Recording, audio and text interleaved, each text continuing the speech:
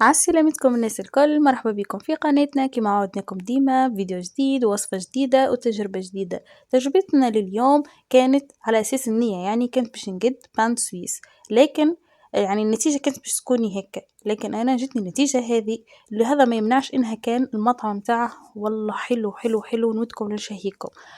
لوصفتنا اليوم حشنا بكاس، حطينا كاس حليب، 5 مغارف سكر، مغرفة كبيرة معبية زبدة، ونزيدوا عليها ربع كيس زيت، وزدت عليها مغرفة فرينة، ونحطوهم على نار هادية. نذوبك الزبدة ونمزجوا كل شيء مع بعضه، نفرغوه نبردوه، ونبدو نزيدوا عليه باقي المكونات نتاعنا. حطيت باكو سكر فانيليا، باكو خميرة خبز، نص باكو خميرة حلو، زدت معاهم أبيض عظمة والأصفر نخلوه باش ندهنوا بيه من بعد.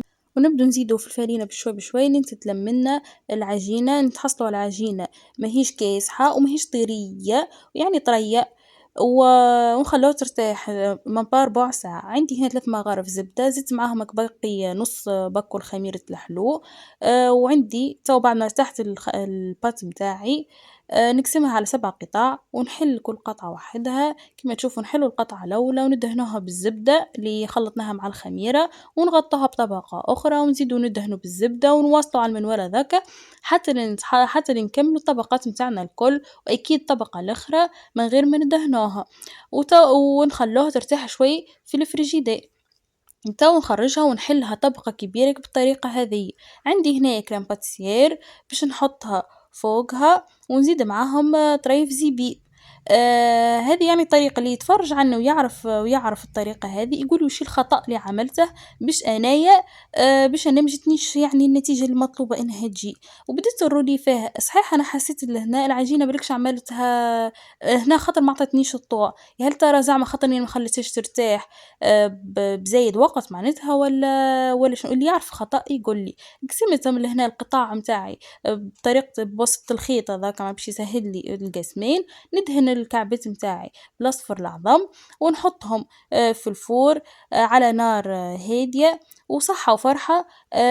هذه النتيجة متاعي كما وريتلكم أول فيديو.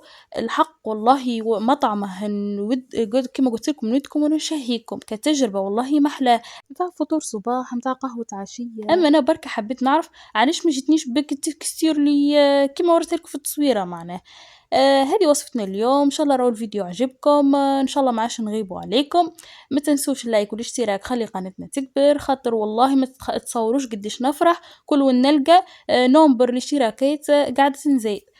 خلوا لي اقتراحاتكم في الكومنتات. شنو الفيديوهات اللي تحبوا نعود نهبطها، روتينات، شنو اقتراحاتكم، شنو نصايحكم، خاطر كومنتاتكم مهمة برشا برشا عندي.